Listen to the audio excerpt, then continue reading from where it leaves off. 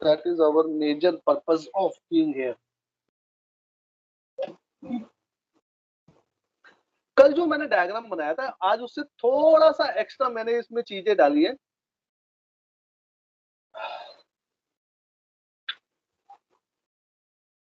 किसी को मालूम है ये डेक्लेरेशन ऑफ सन जीरो यानी फर्स्ट पॉइंट ऑफ एरीज वाला पॉइंट अभी इस साल कब आया था? तकरीबन डेट मालूम है किसी को? अभी गया है थोड़े दिन पहले सर 23 मार्च को, तकरीबन 21 मार्च के आसपास ये दिन आता है। 21 मार्च। और ये जो है ये वाला पॉइंट जब समर सॉल्स्टाइस हम कहते हैं, इस दिन सन की डेक्लेरेशन सबसे ज्यादा होती है 23 डिग्रीज 26.7। ये वाला दिन आता है 21 जून को, 21 जून को। ये वाला पॉइंट आता है सितंबर 22 या सितंबर 23 को, फर्स्ट पॉइंट ऑफ लिब्रा वाला। और ये वाला पॉइंट आता है 22 दिसंबर को। This point comes at 22 of December. हमारे हिंदुस्तान में इस पॉइंट पे जबरदस्त गर्मी पड़ती है, हमारे हिंदुस्तान में इस पॉइंट पे जबरदस्त ठंड पड़ती है। क्या ये बात सही है? Yes sir. Yes sir. है ना? Yes sir. तो ये दोनों चीजें समझनी जरूरी है। इसको मैं एक्सप्लेन करूंगा बहुत डिटेल में जब मैं सोलर सिस्टम कराऊंगा, अभी नहीं कराऊंगा, वो इतना इंपॉर्टेंट नहीं है। बट हमारे जो नेविगेशन की एक अंडरस्टैंडिंग है उसके हिसाब से मैं पढ़ा रहा हूँ। बट जस्ट फॉर इंफॉर्मेशन, इस टाइम पे हमारे हिंदुस्तान में बहुत गर्मी होती है, इस टाइम पे हमारे हिंदुस्तान में बहुत ठंड होती है। हिंदुस्तान के हिसाब से हम याद कर सकते हैं क्योंकि हम वहां जहाज तो सेल करता रहता है। सेलिंग के लिए हम अलग अलग जगह पे जाते हैं तो अलग अलग सिस्टम हो सकता है, बट मोटा मोटी हमें याद रखना है कि ये कौन से दिन होते हैं हिंदुस्तान के हिसाब से, थोड़ा सा याद कर सकते हैं और बहुत बड़ा इशू नहीं है। और ये 21 मार्च का दिन था जब वेदर बहुत बढ़िया होता है। 23 सितंबर में इतना अच्छा वेदर नहीं होता क्योंकि भादो होता है। भादो समझते हो? सावन भादो, सावन होता है जब बरसात होती है, भादो उसके बाद का पीरियड होता है, ये उस पे आता है तकरीबन। बट फिर भी ठीक ठाक मौसम होता है, 25 के आसपास इतना ही टेम्परेचर होता है, मोटा मोटी 20 से 25 के अंदर में, नॉट दैट बैड। बट क्योंकि ह्यूमिडिटी बहुत ज्यादा होती है हमारे हिंदुस्तान में तो ये इतना अच्छा पीरियड नहीं होता। But this period is very good.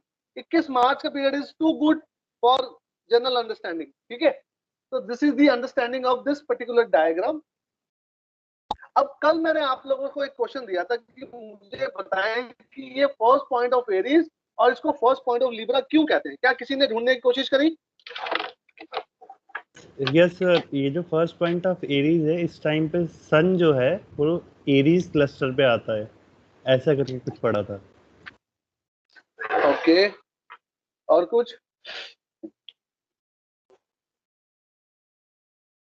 हाँ जी, एनीबॉडी एल्स?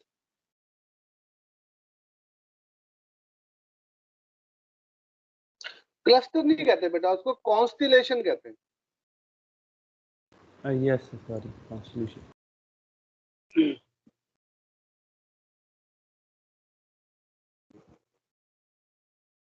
अच्छा, सदर्न हेमिस्फीयर से नॉर्दर्न हेमिस्फीयर में जाता है। हाँ, मेरा क्वेश्चन ये था बेटा। ठीक है, तेरी बात भी मैं समझ गया। तू कह रहा है कि पहली बार ये यहाँ पे काटता है नॉर्थ से साउथ, सॉरी साउथ से नॉर्थ जाते वक्त, ये डायरेक्शन इसकी ऐसी होती है। The direction is like this, north south से नॉर्थ जाते वक्त ये पहली बार जब काटता है, इसलिए इसको फर्स्ट पॉइंट ऑफ एरीज कहते हैं। ओके, सही नहीं है? कोई और? Anybody else? एक बार हाथ खड़ा करो। कितने लोगों ने सीरियसली ढूंढने की कोशिश करी थी? I want to see the hands, but please be true to yourself. 3 लोगों ने। ऐसा क्यों? 4 हो गए, चलो कोई बात नहीं। चलो ये 4 जो हाथ खड़ा कर रहे हैं, ये फटाफट हाथ तो खड़ा कर रहे हैं, मैं नाम भी लेता हूँ। विनीत अग्रवाल, क्या क्या ढूंढा तूने?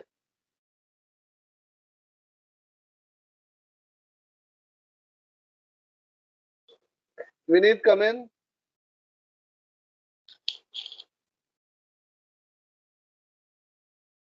खाली हाथ खड़ा करके भाग गया बच्चा, ये क्या चक्कर है? हाँ जी, कोई बताएगा? साहिल, चल तू ही बता। सर, ये मैंने देखा था कि साउदर्न हेमिस्फीयर से नॉर्दर्न हेमिस्फीयर की तरफ जाता है और एरीज पे पहले था तो इसलिए फर्स्ट पॉइंट ऑफ एरीज कहते हैं। एरीज कॉन्स्टेलेशन पे था, अब ये मूव करते करते पाइसेस की तरफ आ गया। पाइसेस कॉन्स्टेलेशन 20 BC के अराउंड था ये एरीज में, और ये हर 72 ईयर्स पे कुछ 1 डिग्री मूव होता है, तो अभी कुछ 30 डिग्रीज मूव हो गया है, तो अभी पाइसेस की तरफ चला गया। ये बहुत बढ़िया, fantastic fantastic, absolutely correct, absolutely correct. तो point I am emphasising on कि ये जो पॉइंट है, फर्स्ट पॉइंट ऑफ एरीज या फर्स्ट पॉइंट ऑफ लिब्रा, ये फिक्स्ड पॉइंट्स नहीं है।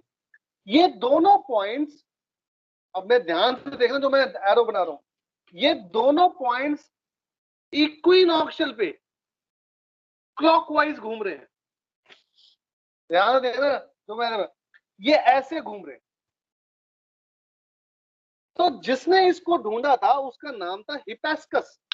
हिपैस्कस ने जब इसको ढूंढा, उस वक्त इसकी पोजीशन जहां पर थी, उस वक्त ये एरीज कॉन्स्टिलेशन में था, इसलिए इसका नाम फर्स्ट पॉइंट ऑफ एरीज रख दिया था, क्योंकि उसको मालूम था ये घूमते रहते हैं। अब आप कहोगे इससे हमें क्या फर्क पड़ता है?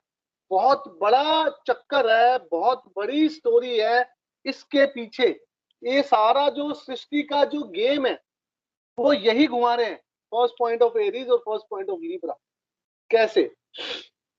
ये जो पूरा चक्कर है, यानी फर्स्ट पॉइंट ऑफ एरीज जहां पर है, ये लिब्रा में पहुंच जाएगा, लिब्रा यहां पे आ जाएगा, और फिर घूम करके फिर वापस एरीज फर्स्ट पॉइंट पे अपने वापस आ जाएगा। इसमें लगेंगे 26,000 साल। कितने लगेंगे? 26,000 years. 26,000। अब इमेजिन करो 26,000 साल कितने होते हैं। तुम्हारी उम्र है 20 से 25 साल, मैक्सिमम 100 साल की ह्यूमन लाइफ में मान लूं तो 1000 साल सोचो कितने हो गए, 10 जनरेशन। 26,000 साल कितने हो गए, 260 जनरेशन। क्या ये बात समझ में आ रही है? नहीं नहीं, सही बोला तुमने? 260 ही हुए ना? कैसे? 10, एक जनरेशन 100 साल, 1000 साल हुए 10 जनरेशन, और 26,000, हाँ ठीक है, 260 जनरेशन। कितना पुराना टाइम हो गया ना, यानी कितना बड़ा टाइम हो गया इसको कंप्लीट होने में। अच्छा, किसी को मालूम है, अब इसकी बात करता हूँ, क्यों बताना चाहता हूँ इस बारे में। हमारी जो एल्मनैक है, हमारे जो ग्रह नक्षत्र हैं, वो हर वक्त कॉन्स्टेंटली चेंज होते रहते हैं। One of the major reason is this, इनका घूमना। ये जो इनका घूमना है एरीज और लीब्रा का, इसी को कहते हैं प्रीसेशन ऑफ इक्विनॉक्सिस। क्या कहते हैं? Precession of equinoxes. इसमें लगते हैं 26,000 साल, जिसकी वजह से हमारे ग्रह नक्षत्र कॉन्स्टेंटली चेंज होते रहते हैं।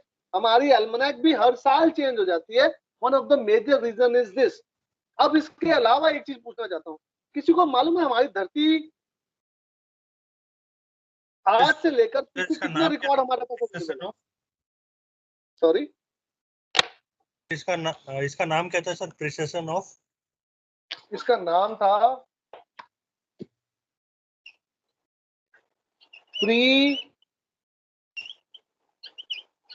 प्रीसेशन ऑफ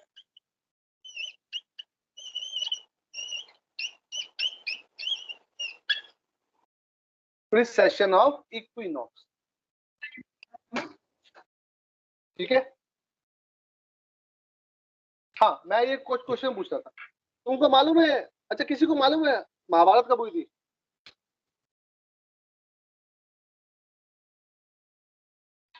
अरे तो बोलो यार। किसी को मालूम कि, मैं पूछ रहा था किसी को मालूम है कि महाभारत कब हुई थी?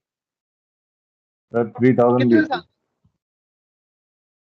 3000 BC। 3000 BC। 3000 BC का लगभग मतलब हो गया 5,000 साल पहले। तेरे हिसाब से 5,000 साल है ना, मोटा मोटी। Yes, sir. अच्छा, हाँ जी, 5,000 ईयर पहले सर। ये भी तो बच्चे ने अभी वही तो बोला, तू अलग से क्या बता रहा है? कुछ नया बोलना।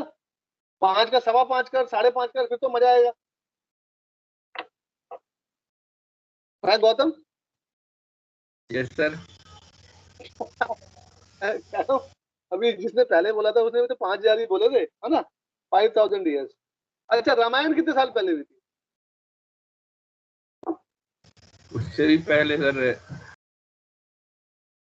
सोचो सोचो सोचो, कितना तुम्हारे दिमाग चलता है, कितना कितना किसी ने सोचा हो इस बारे में? अब बताओ, कोई प्रूफ है सर कितने साल पहले रामायण हुई थी, महाभारत हुई थी? सर 7,000 साल पहले क्या? रामायण। 7,000 साल पहले रामायण? बहुत बढ़िया, वेरी गुड। अच्छा ठीक है, देखो 7,000 साल पहले तकरीबन महाभारत हुई थी। 14,000 साल पहले तकरीबन रामायण हुई थी। 14,000 साल। कैन यू इमेजिन 14,000 साल कितने होते हैं? बहुत मुश्किल है समझना। ऐसे हम नंबर तो हम गिन सकते हैं, 14,000 भी हम समझ सकते हैं, पर 14,000 साल समझना बहुत बड़ी चीज है। यानी कि 14,000 साल पहले की घटना है रामायण की, हमारे जो हमें आइडियाज मिलते हैं।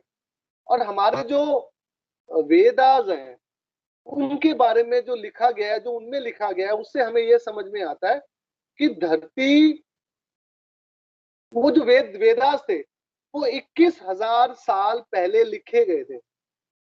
तकरीबन 7, 14, 21 की कैलकुलेशन आती है। और जो मैं ये साइकिल की बात कर रहा हूँ, ये मैं 26,000 साल की साइकिल की बात कर रहा हूँ। यानी कि टोटल 26,000 साल। तो हो सकता है कि पूरे मैन काइंड की, या जो धरती की उम्र है, वो 26,000 साल ही हो। ऐसा भी हो सकता है, ये मैं दावे के साथ नहीं कह सकता, एक एग्जाम्पल दे रहा हूँ। तो what I am trying to say, कि जो ग्रह नक्षत्र एक बार बनता है वो फिर दोबारा फिर 26,000 साल बाद ही बनेगा। ये मेरा कहने का मतलब है। थोड़ी सी अलग डायरेक्शन में नॉलेज दे रहा हूँ, उससे थोड़ा इंटरेस्ट डेवलप होता है। कितने लोगों को मेरी बात समझ में आई? Sir hello? Yes sir. Yes sir. Sir yes sir. हाँ सर समझ में आई सर। कुछ कुछ बात समझ में आ रही है? Yes sir. यस सर, आ रही है सर। आ रही है, ओके। तो ये जो सारा सिस्टम था, ये भी मैंने कुछ समझाया।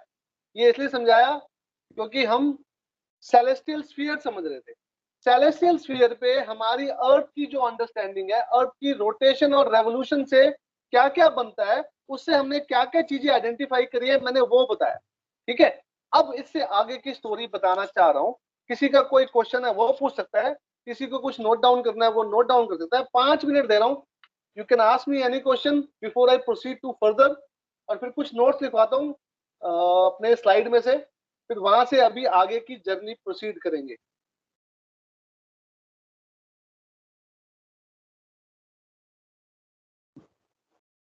सर ये प्रिसिजन ऑफ इक्विनॉक्स यही टॉपिक है जो आउट ऑफ सिलेबस आ गया था नेविगेशन के रिटर्न में। बिल्कुल सही बात है, बिल्कुल सही बात है। यही टॉपिक है जो आउट ऑफ सिलेबस आ गया। ये हमारे सिलेबस में है ही नहीं, आज भी नहीं है। ठीक है जो सर। डीटीएस में अभी मेल आएगी, डीटीएस पे चेक करोगे, उसमें क्लियरली मेंशन है, एक्सेप्ट प्रिसेशन ऑफ इक्विनॉक्स।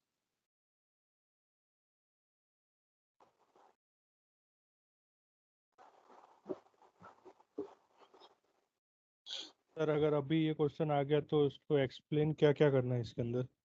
मैं लिखवाऊंगा, मैं इसको दोबारा लिखवाऊंगा अच्छे से, जब मैं टाइम चैप्टर करवाऊंगा। टाइम चैप्टर में हम बहुत सारी बातें करेंगे और बहुत सारी अंडरस्टैंडिंग करेंगे। उस दौरान इसको अच्छे से लिखवाऊंगा। Okay sir.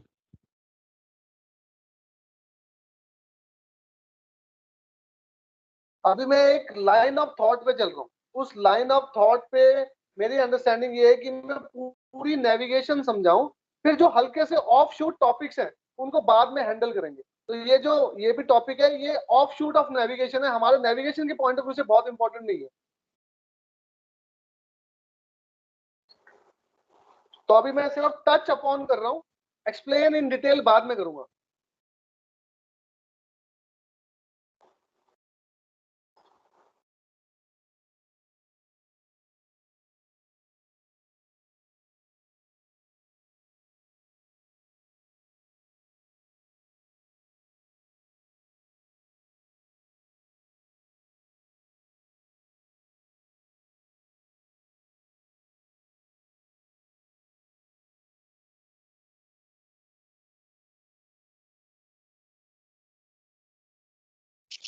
सर ये फर्स्ट पॉइंट ऑफ लिब्रा का डेक्लिनेशन कितना था? 0 बेटा, 0। ठीक है, declination of sun is 0, Libra का भी। ये भी इक्विनोक्शियल पे है ना पॉइंट, 0। ओके।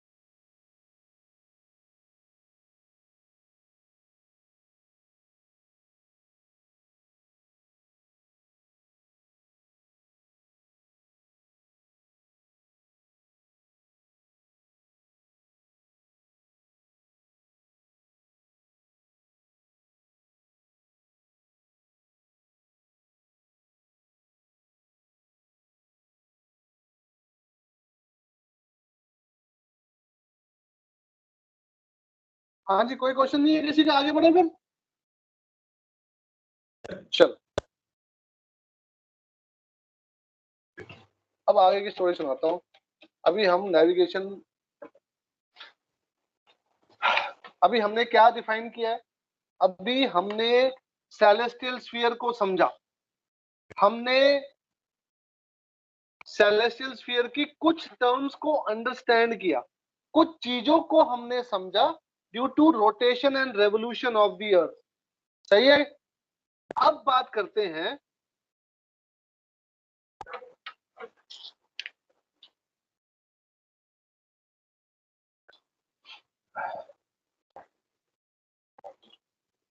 सेलेस्टियल स्फीयर पे जो सूरज, चांद, सितारे हैं, क्या वो चिपके हुए हैं या वो चलते रहते हैं?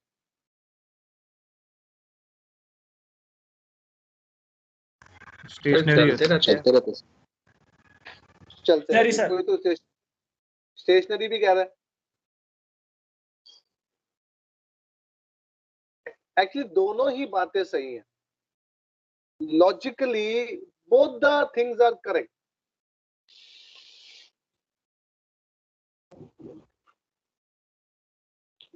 मून है, सूरज तो हमें पता है स्टेशनरी है, हम उसके आसपास चक्कर लगा रहे हैं। मून हमारे चक्कर लगाता है, बाकी प्लैनेट सूरज के चक्कर लगा रहे हैं। और जो स्टार्स हैं, they are so far away, they all are spinning around their axis, but they are stationary. But क्योंकि हमारी अर्थ घूम रही है रोटेशन के पॉइंट ऑफ व्यू से, तो हमें ये घूमते हुए प्रतीत होते हैं। It appears that they are moving, they are revolving. इसका मतलब ये जो सूरज, चांद, सितारे हैं, इनकी पोजीशन फिक्स नहीं है, ये घूमते रहते हैं। क्या ये बात सही है? ऐसा मान ले। Yes sir.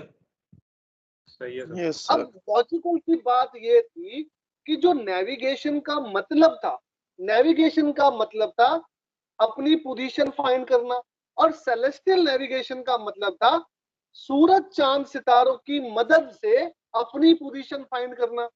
तो जो सूरज चांद सितारे हैं सेलेस्टियल स्फीयर पे, ये घूमते रहते हैं। पहले हमें कोई ना कोई सिस्टम तो बनाना पड़ेगा ना इनकी पोजीशन सेलेस्टियल स्फीयर पे आइडेंटिफाई करने के लिए। क्या ये बात सही है? सर कितने लोगों को मेरी ये बात समझ में आई मैंने क्या कहा? हम नहीं है सर। नहीं आई, मुझे मालूम है। अर्थ के ऊपर, अर्थ की बात कर रहा हूं, अर्थ पे पहला दो सिस्टम है। अभी मैं दो की बात करूं, वैसे बहुत सारे सिस्टम बनाए हमने। आज की डेट में हम दो सिस्टम फॉलो करते हैं जिससे हम अर्थ पे अपनी पोजीशन निकाल सकते हैं। पहला सिस्टम है लैटिट्यूड एंड लॉन्गिट्यूड से। क्या ये बात सही है? अगर मैं एक लैटिट्यूड एक लॉन्गिट्यूड दे दूं तो क्या अर्थ पे अपनी पोजीशन निकाल सकते हो? हाँ या ना? Yes sir. Sir yes sir. और अगर किसी फिक्स्ड पॉइंट से बेयरिंग एंड डिस्टेंस दे दूं तो भी क्या अपनी पोजीशन निकाल पाओगे? Yes sir. Yes yes sir. तो ये दो सिस्टम थे, दे आर टू सिस्टम्स जो मैं अभी के समझा तुम्हारे को समझ में आती है। जो ये दो सिस्टम से मैं अर्थ पे अपनी पोजीशन डिफाइन कर सकता हूं। System of defining position on earth. क्या ये बात सही है?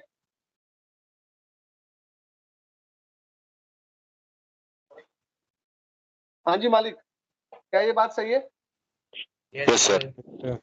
Yes sir. अगर ये बात सही है तो सेलेस्टियल स्फीयर पे जो सूरज चांद सितारे घूमते जा रहे हैं उनकी पोजीशन को भी तो डिफाइन करना जरूरी है किसी सिस्टम के तरीके से, सिस्टम में। क्या ये बात सही है? Yes sir. Yes sir. तो उनकी पोजीशन सेलेस्टियल स्फीयर पे डिफाइन करने के लिए हमने तीन मेथड बनाए। So there are three main systems of defining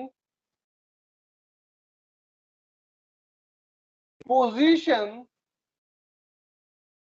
of celestial objects on celestial sphere। भाई जिनसे हमें अपनी पोजीशन निकालनी है पहले उनकी पोजीशन तो पता कर ले। उसके लिए हमने तीन सिस्टम बनाए। कोई बताएगा कौन कौन से? बेटा प्रीसी में सबने पढ़ा हुआ है। इंटरसेप्ट, कौन सा? Long by chron method, intercept method. बहुत बढ़िया, वेरी गुड। कोई और बताएगा? Sextant sir. सेक्सटेंट, बहुत ही बढ़िया, फैंटास्टिक। और कोई बताएगा?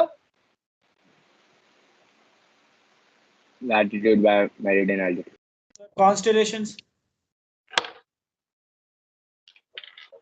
Sir, constellations. सर मैं आपकी सभी बातों से वाकिफ हूं, आप जो कह रहे हैं, बट उसमें से कोई भी चीज सही नहीं है, नजदीक भी नहीं है। इसलिए मुझे थोड़ा सा दुख हो रहा है, बट कोई बात नहीं, अब सिस्टम को ठीक करेंगे। तो हमने तीन सिस्टम बनाए। पहला सिस्टम का नाम था एक्लिप्टिक सिस्टम, दूसरे सिस्टम का नाम था equinoctial system, and third is horizontal. और तीसरे का नाम था होराइजन सिस्टम। सबने प्रीसी में पढ़ा हुआ है। अब इन सिस्टम में से ये जो सिस्टम है, ये वाला, ये सिस्टम ऑब्सोलीट हो गया। क्या हुआ? ये सिस्टम ऑब्सोलीट है। और इस सिस्टम की जो खास चीजें थी जो हमारे काम की थी वो मैं पहले ही एक्सप्लेन कर चुका हूं। जिसमें फर्स्ट पॉइंट ऑफ एरीज हमने बनाया। विपिन माइक बंद कर ले यार।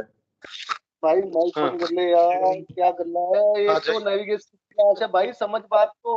नेविगेशन पढ़ना भी मुश्किल है, समझाना और भी मुश्किल है भाई। अरे यार विपिन माइक बंद कर ले यार।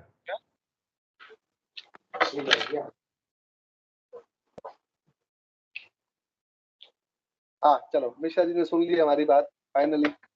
हाँ, सो ये जो एक्लिप्टिक सिस्टम है ये ऑब्सोलीट है, ये पहले का सिस्टम है, हम इसमें ज्यादा नहीं घुसेंगे। बट इसकी जो इंपॉर्टेंट चीजें थी, यानी कि एक्लिप्टिक क्या होता है, फर्स्ट पॉइंट ऑफ एरीज क्या होता है, ऑब्लिगिटी क्या होता है, समर सोल्स्टाइस क्या होता है, विंटर सोल्स्टाइस क्या होता है, वो हमने पहले ही डिस्कस कर लिया है। तो इसके बारे में मैं ज्यादा बात नहीं करूंगा। बट हम दूसरे सिस्टम की बात करेंगे, इक्विनॉक्शियल सिस्टम की। उसको मैं डिटेल में समझाऊंगा। और फिर हम इक्विनॉक्शियल सिस्टम से होराइजन सिस्टम पे चलेंगे और हम देखेंगे, हम समझेंगे कि जब इक्विनॉक्शियल सिस्टम हमने बना लिया था तो होराइजन सिस्टम बनाने की जरूरत क्यों महसूस हुई, what was the benefit of switching over from equinoctial to horizon system, हमें क्यों करना पड़ा। ये हम सारी बातें करेंगे। जितना मैंने बताया है, जितना मैं अब तक कर चुका हूं, इसकी मैं स्लाइड शेयर कर रहा हूं, अपने नोट्स बनाओ। और फिर अगर आज टाइम मिलेगा तो इक्विनॉक्शियल सिस्टम थोड़ा सा स्टार्ट करूंगा, नहीं तो अगली क्लास में हम इक्विनॉक्शियल सिस्टम की बात करेंगे। ठीक है, चलो बोर्ड पे उतार लो और मैं स्लाइड शेयर कर रहा हूँ, दे रहा हूँ 2 मिनट दे रहा हूँ, फिर इससे आगे की बात करेंगे। कितने लोगों को ये बात समझ में आई कि हम करना क्या चाह रहे हैं? किसी को डाउट है बताओ, ये मैंने क्या लिखा हुआ है? समझ गए सर। समझ रहे हो? कोई डाउट तो नहीं है? Yes. कंफ्यूजन मत रखना, है ना? चलो दे रहा हूँ 2 मिनट दे रहा हूँ, फिर मैं स्लाइड शेयर करता हूँ। फिर यहाँ तक स्लाइड में जितना कुछ कवर है वो नोट्स बनाते हैं और फिर इक्विनॉक्शियल सिस्टम को पिकअप करेंगे अगर आज वक्त मिलेगा तो।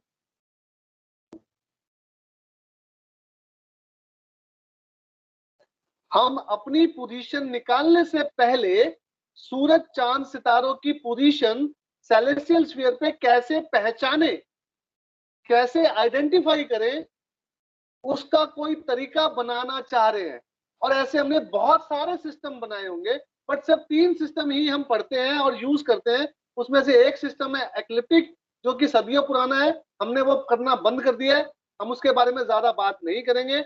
2 सिस्टम हम आज की भी डेट में यूज करते हैं, one is equinoctial system and one is horizon system. उन दोनों के बारे में ही डिटेल में हम बातचीत करेंगे।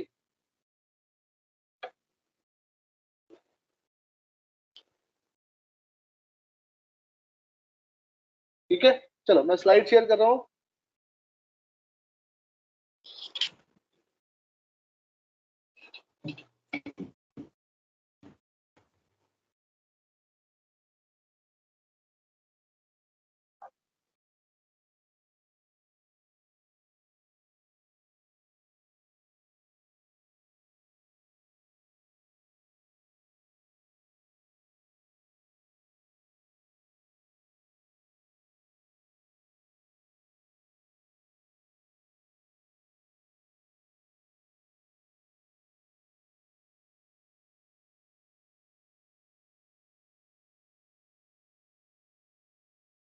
हाँ, this is what is the diagram जो मैंने सेलेस्टियल स्फीयर पे एक्लिप्टिक और इक्विनॉक्शियल बनाए थे। उसकी जो अंडरस्टैंडिंग है, 3D अंडरस्टैंडिंग, वो इस डायग्राम से आती है। Have a look on this diagram, समझने की कोशिश करो जो मैंने बनाया था और इसमें क्या फर्क है। मैंने जो डायग्राम बनाया था उसमें एक्लिप्टिक को टेढ़ा किया था, इसमें इक्विनॉक्शियल को टेढ़ा किया हुआ है और कोई डिफरेंस नहीं है। ठीक है, ध्यान से देखो, टाइम लगाओ इसके ऊपर, बनाओ, हैव अ लुक।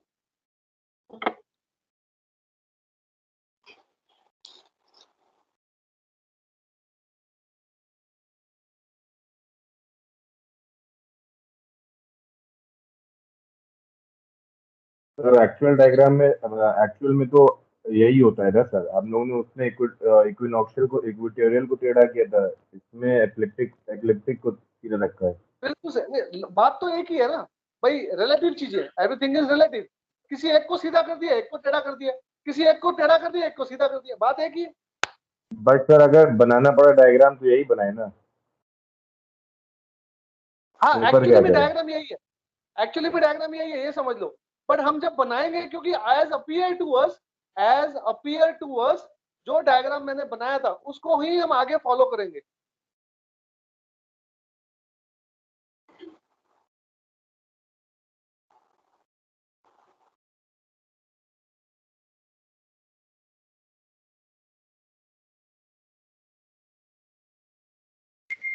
सर ये राइट असेंशन दिया हुआ है वो क्या होता है सर? राइट असेंशन अभी नहीं, अभी जब इक्विनॉक्शियल सिस्टम बताऊंगा तब समझाऊंगा राइट असेंशन क्या होता है। अभी के लिए इसको छोड़ दो, व्हाट इज राइट असेंशन अगली क्लास में जब इक्विनॉक्शियल सिस्टम बताऊंगा तब बात करेंगे। सर इक्विनॉक्शियल पे जो नंबर है वो टाइम है ना? इक्विनॉक्शियल पे जो नंबर है ये 0, 3, 6, 9, 15, 18, 21। ये डेक्लिनेशन दी हुई है, डेक्लिनेशन ऑफ सन।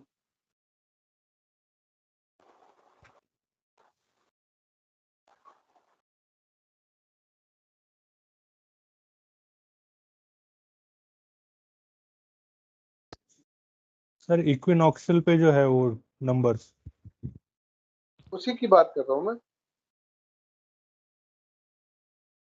तुझे क्या लगा क्या है ये? Time sir 0, 100, 1 o'clock, 2 o'clock, 3 o'clock।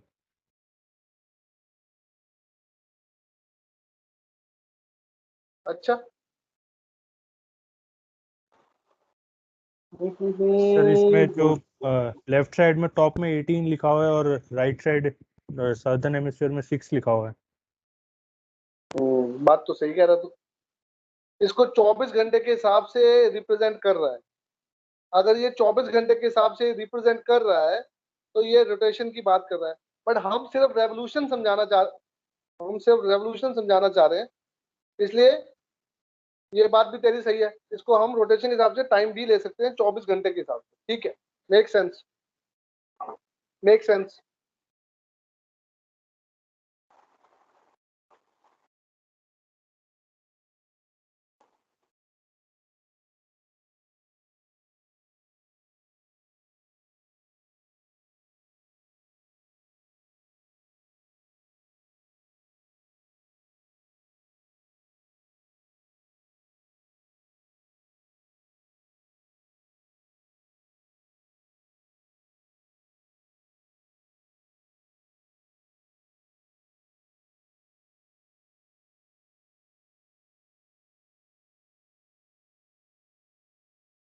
आगे बढ़ा दूं? सर एक सेकेंड। एक मिनट।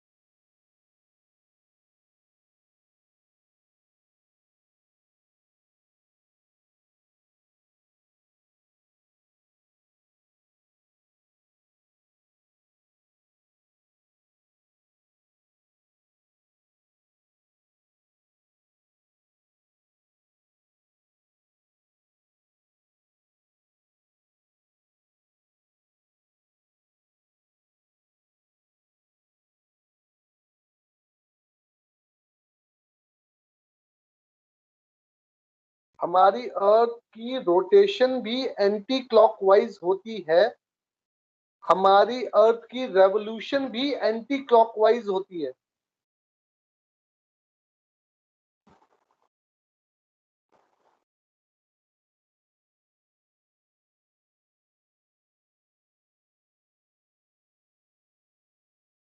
बट क्योंकि हमारी अर्थ की रोटेशन भी एंटी क्लॉकवाइज होती है, हमारे को सेलेस्टियल ऑब्जेक्ट क्लॉकवाइज घूमते हुए प्रतीत होते हैं। It appears to move clockwise to अस।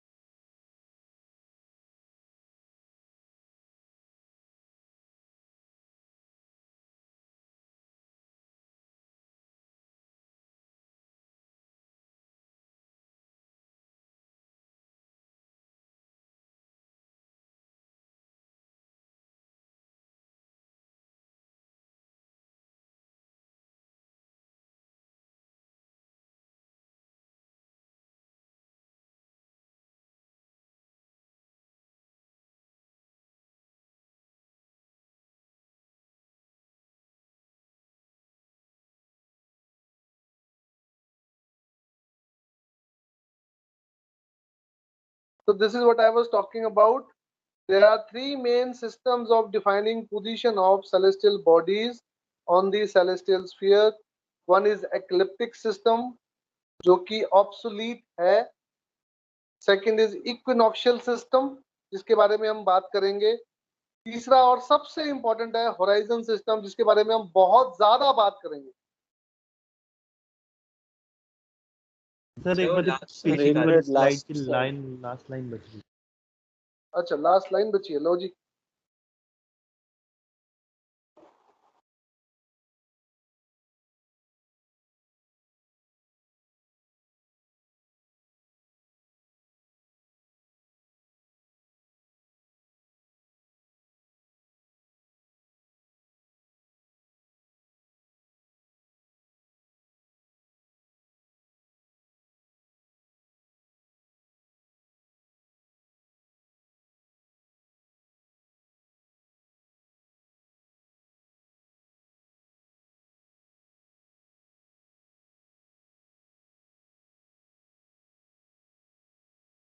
आगे कर दूं? हाँ जी सर, हो गया। Yes, sir. Thank you, sir. ठीक है, चलो अब थोड़ा सा एक्लिप्टिक सिस्टम के बारे में लिखते हैं, थोड़ी सी बातचीत करते हैं। ये लिखिए, ये आपको मालूम है, जो चीज मालूम है लिखने की जरूरत नहीं है। जो लगता है कि नोट डाउन करने वाली चीजें वो नोट डाउन करिए।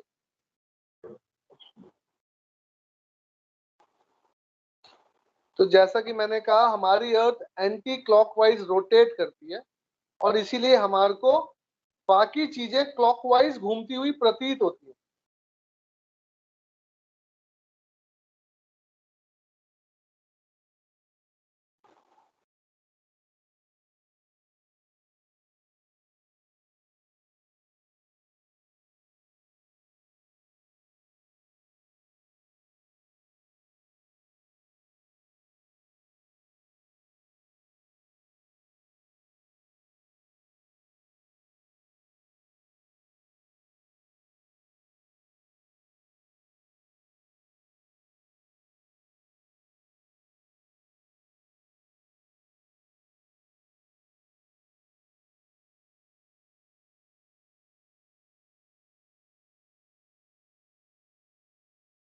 Now write down the definition of ecliptic and obliquity, जो मैं पहले एक्सप्लेन कर चुका हूं इन डायग्राम, हम डिटेल में बात कर चुके हैं।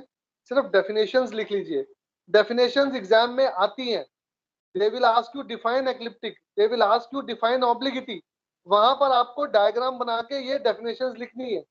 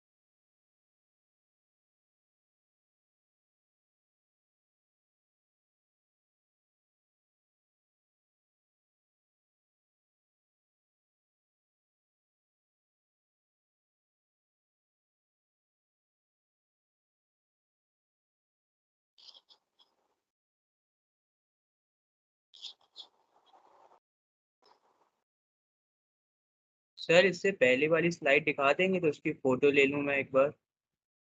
हाँ सर जरूर दिखा देंगे सर, व्हाई नॉट। कौन सी वाली वाली साइड बेटा? सर वो रोटेशन ऑफ द अर्थ वाली जो थी, मोशंस ऑफ द अर्थ, इससे पहले just. Yes sir, thank you. ये वाला motions of yes the earth, yes sir, ठीक है थैंक यू ठीक है, सर। ले ले बेटा please। ले ली सर। ठीक है, ऑब्लिगिटी लिख लिया सबने? Yes sir. चलो यहाँ पे खत्म कर रहा हूँ क्लास। कौन दो टाइम कितना हो गया बेटा, बताना एक बारी। सर 143।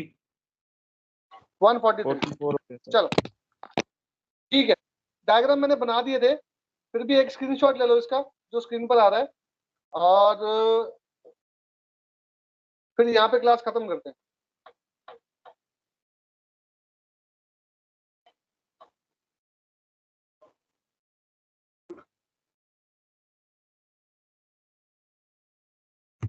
Thank you sir.